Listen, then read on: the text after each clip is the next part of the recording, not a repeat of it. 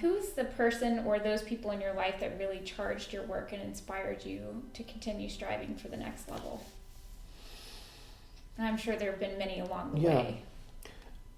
Well, when I was very young, there was a man named Manuk Parikyan, who was absolutely wonderful violinist. He was actually concertmaster of the Philharmonia Orchestra under Karajan soon after the war, but he was a soloist. I mean, he could play. I have recordings of his to this day, amazing.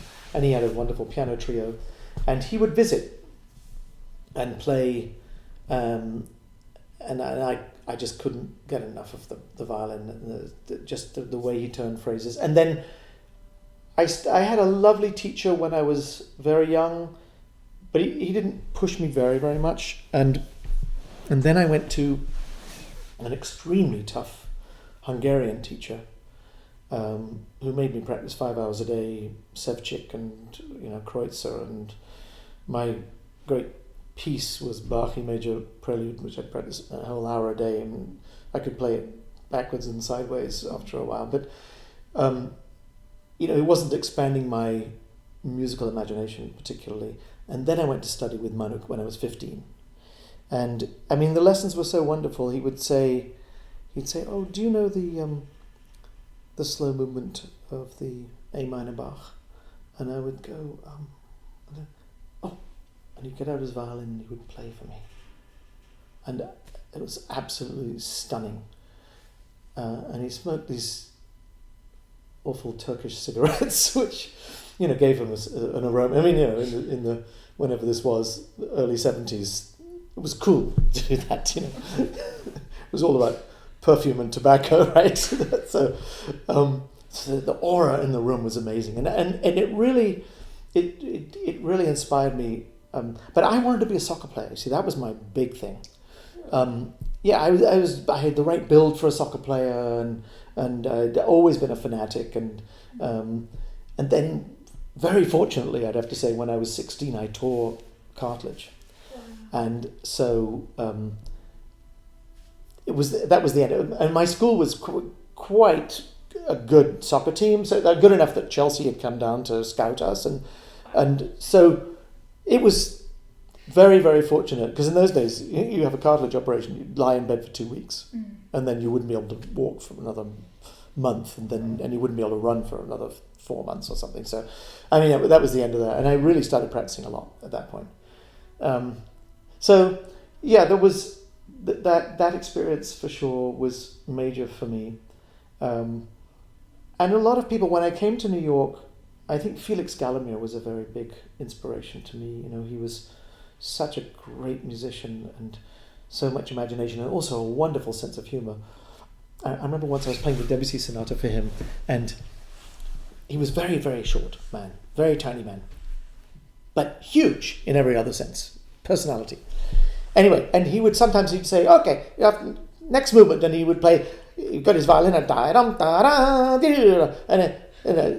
and it was so.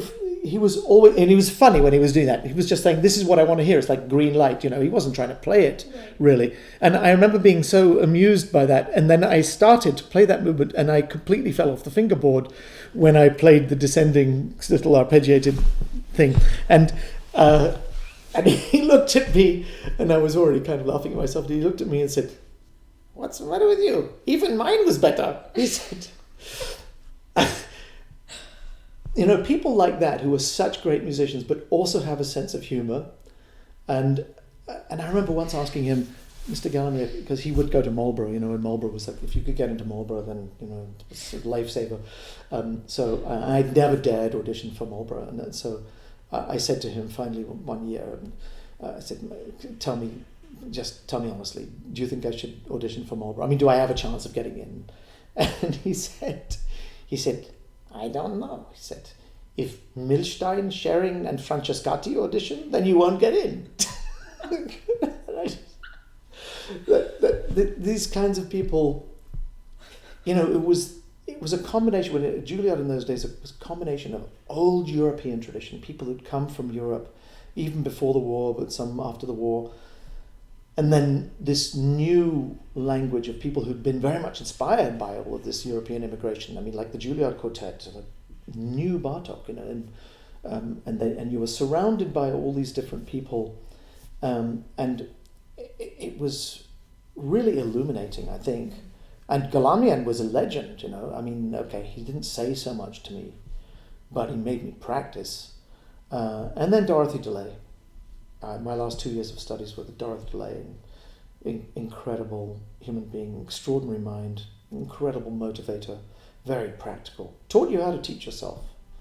That was, I think, the great thing. And liberated you to be able to do all the things that you couldn't yet do, but you had been taught to do by somebody else. Mm-hmm. So she could just figure it out. And she was also quite witty, actually. So there was always a good mood in the room, and very encouraging.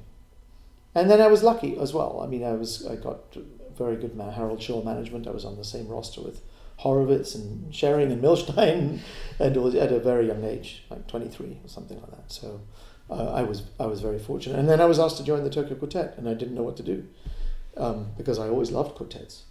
And so that was a very big decision for me at 25. But of course I decided to join, and then I had to come to Yale and start teaching people some of whom were older than me at that time. But this is my 38th year or something like that. That's amazing. Yeah.